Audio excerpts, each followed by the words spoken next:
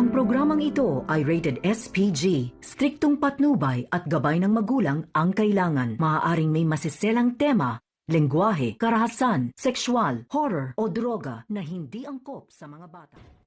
Narito ang ating dapat na pakatutukan at pakatutunghayan dito nga sa mangyayari sa AFH's Patangkiya po sa pag-uutos ngayon itong si Ramon mula nga dito kay Franco na buhay man o patay ay kailangan nga rong dalhin sa kanya ang katawan nitong si David at kailangan itong maharap sa kanya. Takot na takot ngayon itong si Marites kung ano man ang mangyari sa kanyang anak dahil kahit nga raw nilinlang sila at niluko sila ngayon itong si David ay anak niya pa rin raw ito. Kaya magmamakaawa ngayon itong si Marites mula nga dito kay Ramon na huwag na nga raw nitong ituloy ang kanyang binabalak na pagpaslang dito nga sa kanilang anak nitong si Rigor. Naintindihan nga raw ngayon itong si Marites na nagagalit ngayon itong si Ramon dahil matagal na nga raw ito sa kanyang poder at buong pag-aakala nga niya na ito na nga ang kanyang tunay na anak. Subalit nangako naman ito si Marites na hahanapin at hahagilapin nga raw niya ang tunay na tanggol upang madala nga ito sa harapan nitong si Ramon. Huwag lamang raw itong paslangin si David Di Magiba.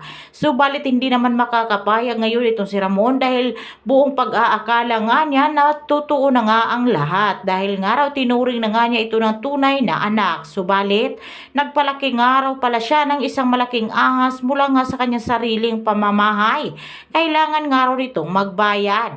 Sa kabilang banda naman nahagilap na nga ito ngayon itong si Franco, itong si David at agad nga itong dinala sa harapan itong si Ramon. Sa galit nga ngayon itong si Ramon ay agad nga nitong tinutukan ng baril ang dibdib ng lalaki. Subalit naman andun nga ngayon itong si Marites na nagmamakaawa sa harapan itong si Ramon. Habang ito si Franco nga rin ay nakatutok nga rin ang baril mula nga sa uluhan nito si David. Subalit nang nakumpiskahin nga ngayon itong si Ramon ang bag na dala-dala nitong si David ay doon nga tumambad sa kanya ang limpak-limpak na salapi at pera.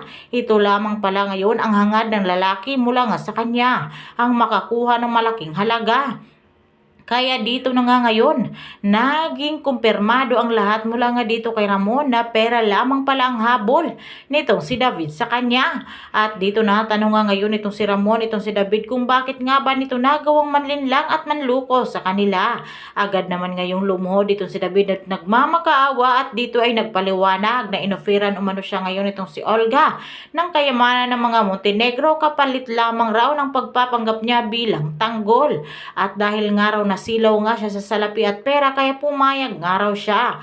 Subalit dito naman naaalala ngayon itong si Ramon ang kanyang kabilang kamay at kanang kamay na si Severino. Totoo nga ba na ito nga si David ang pumaslang kay Severino? Sa walang pag-aatubili ay umamin ngayon itong si David dahil nakatutok na nga at nakaambang na ngang pisilin nitong si Ramon ang gatilyo ng baril upang siya nga ay mamaalam. Dito nga umiiyak na nga sa galit itong si Ramon at nagwawala na nga dahil bakit nga ba pati si Severino ay dinamay ngayon itong si David gayong. Matalik nga raw niya itong kaibigan at siya nga rin ang naging kanang kamay nitong si Ramon. Ngunit dahil na nga rin ayaw nga raw niyang mabisto ang kanyang kalukuhan kung kaya napilitan nga raw siyang paslangin at magpapaalam itong si Severino. Habang itong si David naman ngayon ay papatakas na nga sana dito nga sa mansyon ng mga Montenegro ay bigla nga itong nakita ng tauhan itong si Ramon. Dahil mabilis nga ngayon nakapag-report itong si Ramon mula nga sa kanyang mga tauhan na bantay sarado nga raw ang gate nito at baka nga raw nasa loob pa ng kanyang mansyon ang nasabing manloloko. Kaya hindi nga nagkakamali ang lahat dahil nahuli nga si David dito nga sa may gate na sana ay papalabas na nga sana. Minalas nga ngayon itong si David dahil pati nga ang kanyang ama ay hindi na nga rin makatulong sa kanya dahil nga sa tinamo nitong sugat at pila